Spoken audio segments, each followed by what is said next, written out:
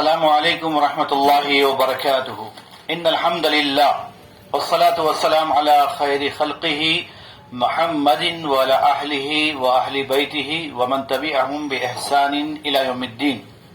اعوذ باللہ من الشیطان الرجیم. بسم اللہ الرحمن الرحیم. محترم حضرات و خواتین، کل کے درس میں الحمدللہ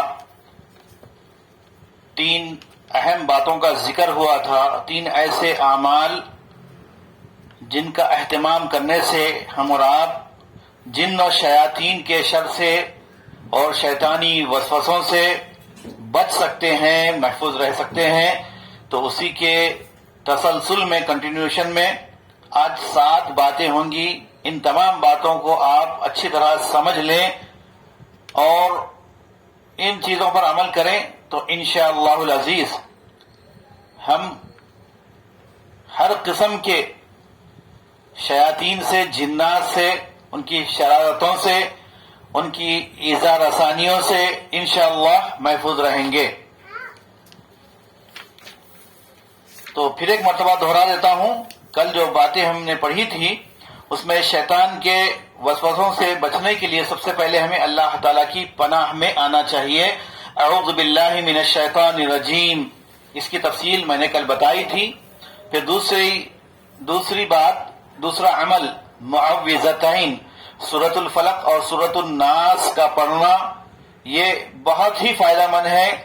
اللہ تعالیٰ نے یہ 2 سورتیں اللہ کے نبی صلی اللہ علیہ وسلم پر خصوصیت کے ساتھ نازل فرمائی. اس میں جن و شیاطین، جادو اور نظر بد، تمام چیزوں سے حفاظت کی ایک گارنٹی دی گئی اور اللہ کے نبی صلی اللہ علیہ وسلم نے اس کو پڑھنے کا حکم دیا، تاکید فرمائی. اور تیسری بات، آیت الکرسی کا پڑھنا. آیت الکرسی یہ بہت بڑی فضیلت والی ایک آیت ہے جس کے پڑھنے سے انشاءاللہ جان، مال اور تمام چیزیں محفوظ رہتی ہیں. شیاطین کے شر سے ہم بچ سکتے ہیں انشاءاللہ. تو آج جو باتیں ہم کو سیکھنا ہے، پڑھنا ہے، 7 باتوں میں چوتھی بات سورۃ البقرہ پڑھنا. یعنی سورۃ البقرہ کی اگر ہم تلاوت کریں گے، پڑھیں گے تو شیاطین کے شر سے محفوظ رہیں گے. اللہ کے نبی صلی اللہ علیہ وسلم نے فرمایا کہ جس گھر میں سورۃ البقرہ پڑھی جاتی ہے اس گھر سے شیاطین بھاگ جاتے ہیں، اس گھر سے نکل جاتے ہیں. لہذا ہمارے گھروں کے اندر قرآن کریم کی کثرت سے تلاوت ہونی چاہیے. صبح شام اللہ تعالیٰ کے کلام کو پڑھنا چاہیے. یقیناً وہ گھر بہت ہی اچھے گھر ہیں، دیندار گھر ہیں، جن گھروں میں گانے نہیں ہوتے، جن گھروں میں ناچ گانے اور ایل فیل نہیں ہوتا، غیبت چغلیاں نہیں ہوتے، بیکار کی باتیں نہیں ہوتی، بلکہ اس گھر کے تمام مرد، بچے، جوان، بوڑھے اور گھر کی خواتین سب تلاوت کرتے ہیں اور اللہ کے کلام کو پڑھتے ہیں. تو یقیناً وہ گھر جن میں سورۃ البقرہ کی تلاوت ہوتی ہے وہ گھر اللہ کی رحمت اور اللہ تعالیٰ کی طرف سے خصوصی حفاظت کا ذریعہ بن جاتے ہیں. ایک حدیث میں اللہ کے نبی صلی اللہ علیہ وسلم نے فرمایا کہ اپنے گھروں کو قبرستان نہ بناؤ. اپنے گھروں کو قبرستان نہ بناؤ. کیا مطلب ہے اس کا؟ یعنی جن گھروں میں قرآن کریم کی تلاوت نہیں ہوتی، جن گھروں میں قرآن نہیں پڑھا جاتا، خصوصیت کے ساتھ سورہ بقرہ نہیں پڑھا جاتا، تو ایسے گھر قبرستان کے برابر ہیں. آج مسلم گھرانہ، یقیناً مسلم گھرانوں کا یہی حال ہے، قرآن نہیں پڑھتے. مسلمانوں کی اکثریت، مسلمانوں کے تقریباً گھروں میں قرآن کی تلاوت نہیں ہوتی. صرف رمضان کے مہینے میں قرآن پڑھتے ہیں مسلمانوں کی اکثریت. تقریباً لوگ کیا کرتے ہیں، صبح اٹھتے ہی یا تو سیل فون کھول دیتے ہیں، اس میں بھجن، گانے بجانے اور بہت ساری واہیات ہوتی ہیں، یا پھر نیوز پیپر پڑھتے ہیں، یا پھر لوگ جو ہے تاخیر سے اٹھتے ہیں، فجر کے بعد نہیں اٹھتے، فجر کے وقت نہیں اٹھتے.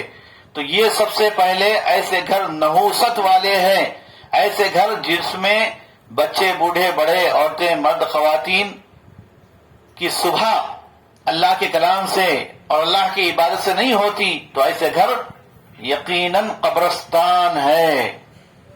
تو ہم اپنا محاسبہ کریں، اگر ہم شیاطین سے بچنا چاہتے ہیں، جنات سے بچنا چاہتے ہیں، ان کی شرارتوں سے بچنا چاہتے ہیں، تو پانچویں نمبر پر پانچواں عمل ہم سب کو جو کرنا ہے وہ ہے سورۃ البقرہ کی آخری دونوں آیتوں کا پڑھنا۔ آخری دو آیتیں اللہ کے نبی صلی اللہ علیہ وسلم کو معراج کے موقع پر خصوصیت کے ساتھ عطا ہوئی، خصوصیت کے ساتھ اللہ کے نبی صلی اللہ علیہ وسلم کو یہ آیتیں دی گئی تحفتاً۔ اللہ کے نبی صلی اللہ علیہ وسلم کو معراج کے موقع پر 4 تحفے دیے گئے۔ کتنے تحفے؟ 4 تحفے دیے گئے۔ مسلمانوں کو صرف یہی معلوم ہے، جن کو دین کا علم نہیں ہے، کہ شب معراج میں اللہ تعالیٰ نے نبی صلی اللہ علیہ وسلم پر 50 وقت کی نمازیں فرض کی، 50 نمازوں کو بطور تحفے کے دیا، پھر بعد میں تخفیف ہوتے ہوتے رات اور دن میں 5 وقت کی نمازیں اللہ کے نبی صلی اللہ علیہ وسلم پر اور آپ کی امت پر خصوصیت کے ساتھ شب معراج میں دی گئی۔ تو اتنا ہی معلوم ہے، لیکن یہ نہیں معلوم کہ سورۃ البقرہ کی آخری 2 آیتیں بھی شب معراج کے موقع پر خصوصیت کے ساتھ جو دی گئی، یعنی اس کی یہ فضیلت ہے، اس کا یہ مقام و مرتبہ ہے کہ سورۃ البقرہ اس امت کو خصوصیت کے ساتھ عطا کی گئی ہے۔ تو سورۃ البقرہ کی آخری 2 آیتوں کا پڑھنا، آمن الرسول بما انزل الیہ من ربہ والمؤمنون، جس میں اللہ تعالیٰ کے ذات پر ایمان، فرشتوں پر ایمان، کتابوں پر ایمان، رسولوں پر ایمان، اور اس کے ساتھ ساتھ ان 2 آیتوں میں بتایا گیا لا یکلف اللہ نفسا الا وسعها، اللہ تعالیٰ کسی انسان پر، کسی پر بھی اس کی طاقت سے بڑھ کر بوجھ نہیں ڈالتا، اس کی جتنی کیپیسٹی ہے اس سے زیادہ اس پر کوئی بوجھ نہیں ڈالتا، یا اس پر اللہ تعالی کوئی تکلیف نہیں دیتا۔ لا یکلف اللہ نفسا الا وسعها۔ لیکن ہم کیا کرتے ہیں؟ ہمارے اکثر مسلمانوں کی زبان پہ ہوتا ہے ساری مصیبت میرے کو آنا تھا کیا؟ اللہ تعالیٰ پوری سب کی مصیبت میرے اوپر ہی ڈال دیا ہے۔ ہماری عورتیں بھی بولتی ہیں ایسے ہی۔ تو یہ اللہ پر ناشکری کی حرکت ہے، اس سے بچنا چاہیے۔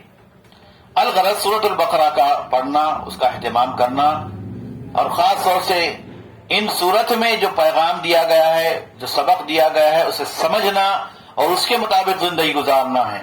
نمبر 6 چھٹواں جو عمل ہمیں کرنا ہے، سورہ مومن کا ابتدائی حصہ پڑھنا۔ سورہ مومن کی ابتدائی آیتوں کو پڑھنے کی بھی بڑی فضیلت آئی ہے۔ ویسے قرآن کریم کی ہر سورت کی مختلف شان نزول ہے، مختلف اس کی فضیلتیں بیان کی گئی ہیں، ہر سورت کی، بلکہ بہت ساری بعض آیتوں کی بھی فضیلت بیان کی گئی ہے، اور بہت ساری جو فضیلتیں بیان کی گئی ہے صحیح احادیث سے بھی ہے اور ضعیف احادیث کی بھی ہے۔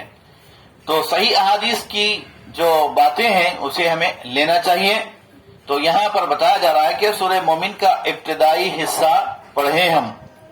سورہ مومن حضرت موسیٰ علیہ السلام اور ان کے دور کے ایمان والے ایک شخص کا واقعہ اس میں ذکر کیا گیا ہے، بنی اسرائیل کا، فرعون کا ذکر، اور موسیٰ علیہ السلام کے ایمان لانے کا، موسیٰ علیہ السلام کی قوم، موسیٰ علیہ السلام پر ان کی قوم بنی اسرائیل کے ایمان لانے پر اور فرعون کے سرکش ہونے پر، یہ ساری تفصیل اس میں بیان کی گئی ہے۔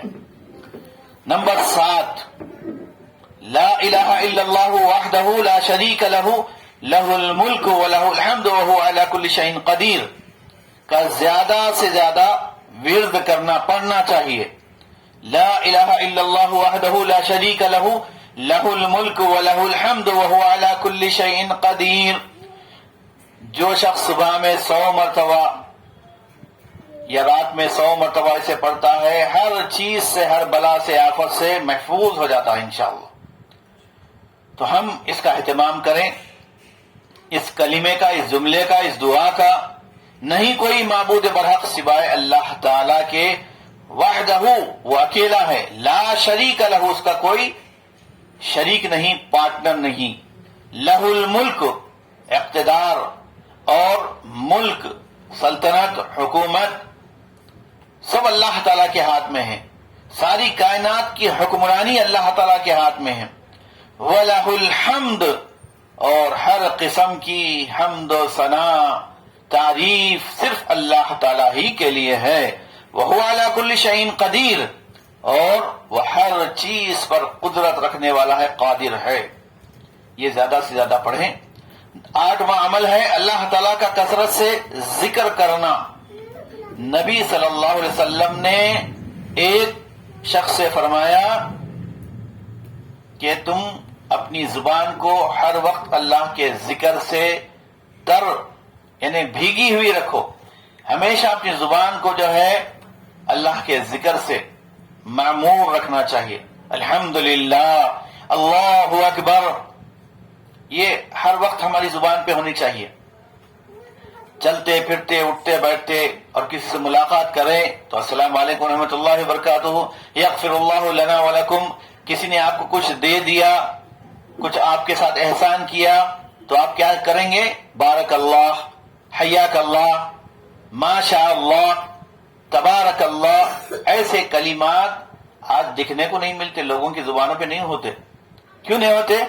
کہ ان کے پاس دینداری نہیں ہے، ارے ترے، ایل فیل، گالی گلوچ بکتے ہیں، بے تکی باتیں کرتے ہیں، طیش میں آ کر، غصے میں آ کر نہ چھوٹوں کو دیکھتے ہیں نہ بڑوں کو دیکھتے ہیں۔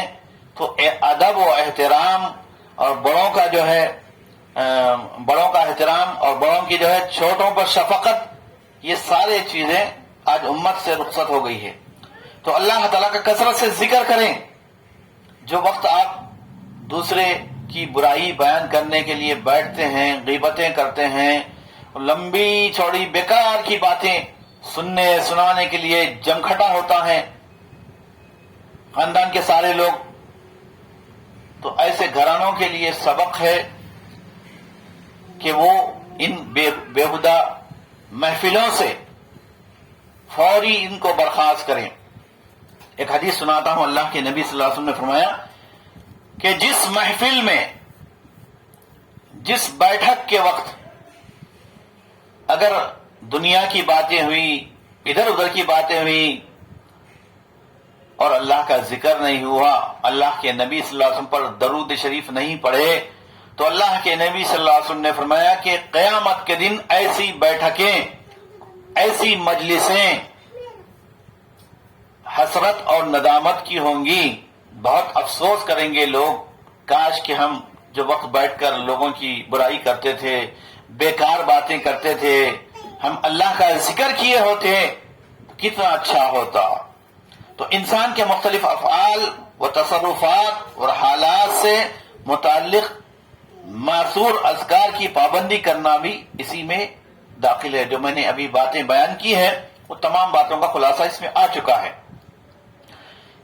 اس سے پہلے کے درس میں بھی میں نے آپ کے سامنے بیان کیا کہ ہر مسلمان کو جو ہے اللہ کے نبی صلی اللہ علیہ وسلم کی پوری جو رات اور دن کی، صبح و شام کی زندگی کے سارے شعبے جات کی دعائیں ہیں وہ یاد ہونا چاہیے۔ اس کے لیے ایک کتاب ہے جس کو آپ خریدیں، پڑھیں، اپنے گھروں میں رکھیں، بچوں کو سکھائیں، پڑھائیں۔ وہ کتاب کا نام ہے حصن المسلم، ایک مسلمان کا قلعہ ہے۔ دعا کیا ہے؟ ہتھیار ہے۔ دعا مومن کا قلعہ ہے۔ اگر دعا کریں گے، دعاؤں کا اہتمام کریں گے تو انشاءاللہ شیاطین کے شر سے، جنات کے شر سے، لوگوں کی جو حسد سے، نظر بد سے آپ محفوظ رہیں گے انشاءاللہ۔ نمبر 9، وضو کرنا، نفل نمازیں پڑھنا۔ الحمدللہ ایک مومن جو ہے ہمیشہ باوضو رہتا ہے۔ باوضو رہنے کے بہت فائدے ہیں، بے وضو نہیں رہنا چاہیے، باوضو رہنا چاہیے۔ جتنا ہو سکے اس کا اہتمام کریں تو شیاطین جو ہے آپ کو نہیں ستائیں گے۔ ایک باوضو انسان پر اللہ کی رحمتیں، برکتیں ہوتی ہے۔ اور ایک بے وضو جو رہتا ہے، گندا رہتا ہے، وضو نہیں کرتا یا پھر طہارت نہیں لیتے، ایسے بہت سارے نوجوان ہیں، ان کے لیے تعزیانہ ہے کہ وہ ایک مومن ہونے کے باوجود بھی جو ہے ایسے اپنی زندگی کو گزار رہے ہیں جیسے غیر مسلم، غیر قوم گزارتی ہے. تو باوضو رہیں اور نفل نمازیں کثرت سے پڑھیں. ایک بڑی خوشخبری آپ کو سنا رہا ہوں میں، اللہ کے نبی صلی اللہ علیہ وسلم کی حدیث مبارکہ کے حوالے سے.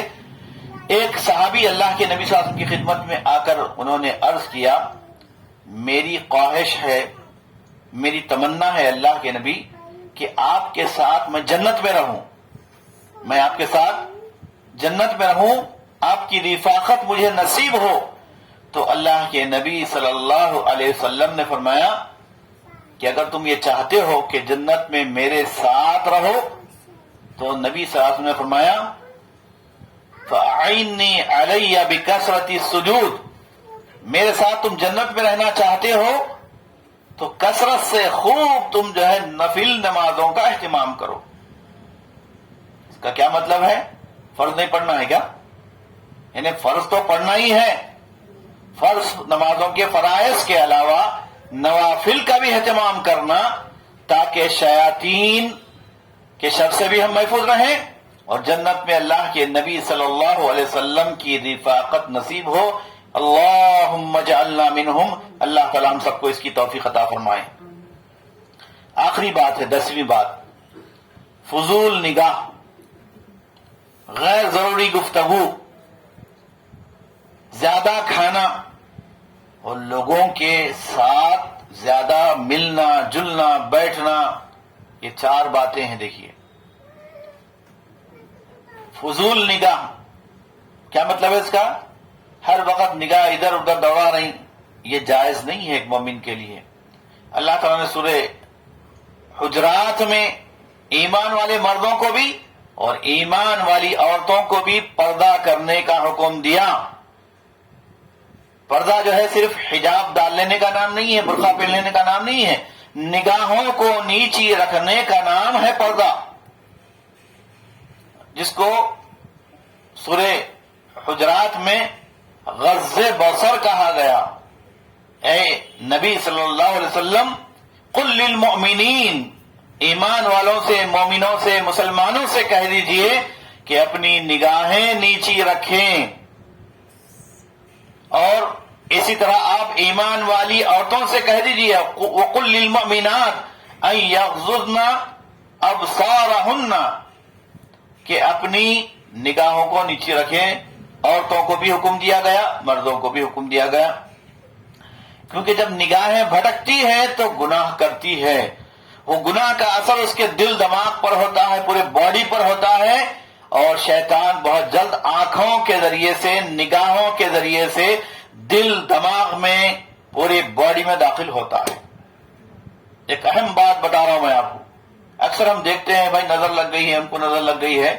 تو نظر کیا چیز ہے؟ یہ نظر جو ہے آپ کی نظر سے لگتی ہے، آپ خام و خواہ نظریں اٹھا کر ادھر ادھر دیکھ رہے ہیں، جو چیز نہیں دیکھنا ہے اس کی طرف نگاہیں دوڑا رہے ہیں، تو وہ چیز آپ کی نگاہوں کے ذریعے سے، آپ کی آنکھوں کے ذریعے سے آپ کے دل دماغ میں حاوی ہو جاتی ہے اور پھر آپ متاثر ہو جاتے ہیں جن و شیاطین کے، نظر بد کے یا آصف کے یا پھر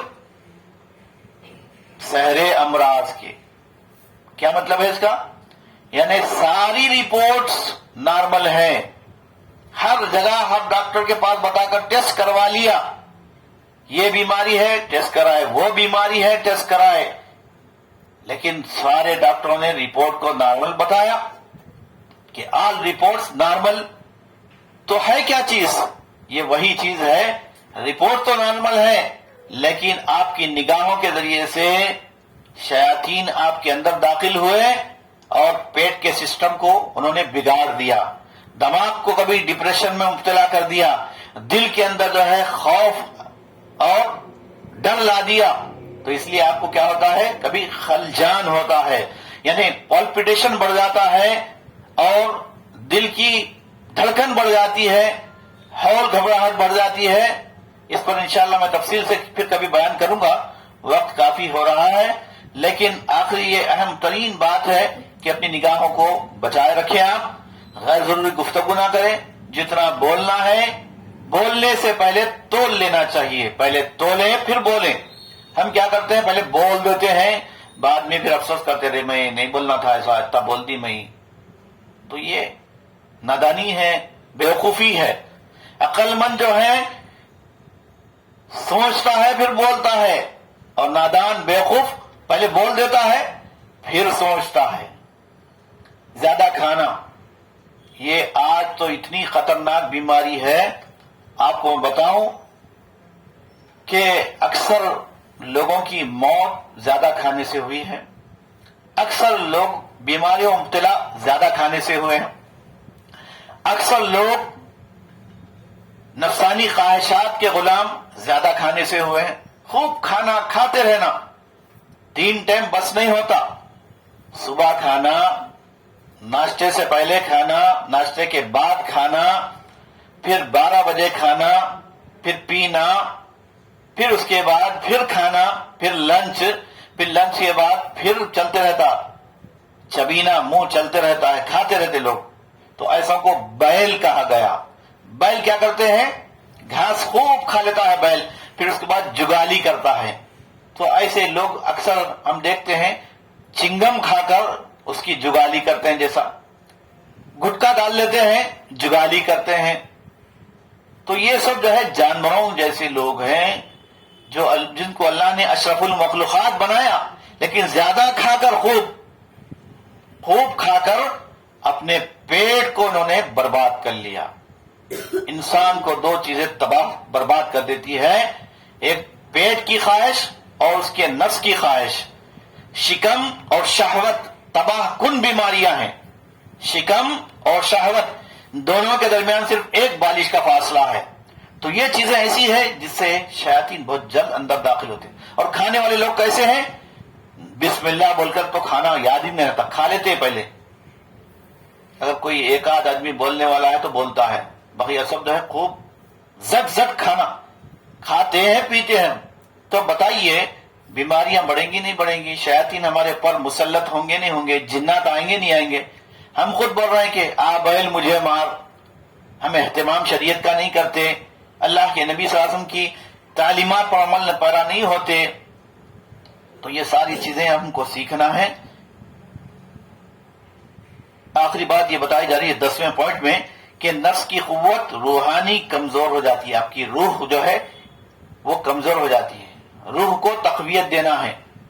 جس طرح ہم جسم کو صحت مند رکھنے کے لیے کھانا پڑتا ہے، جسم کو صحت مند رکھنے کے لیے کھانا پڑتا ہے. اگر ہم نہیں کھائیں گے بھوکے رہیں گے یا خوراک بالکل کم کھائیں گے تو بیمار لاغر ناتوان ہو جائیں گے، جسم ہمارا کمزور ہو جائے گا، کام کرنے کے لائق نہیں رہیں گے. اسی طرح ہمارے اس باڈی کے اندر روح بھی ہے، اس کو بھی غذا کی ضرورت ہے. تو روح کی غذا کیا ہے؟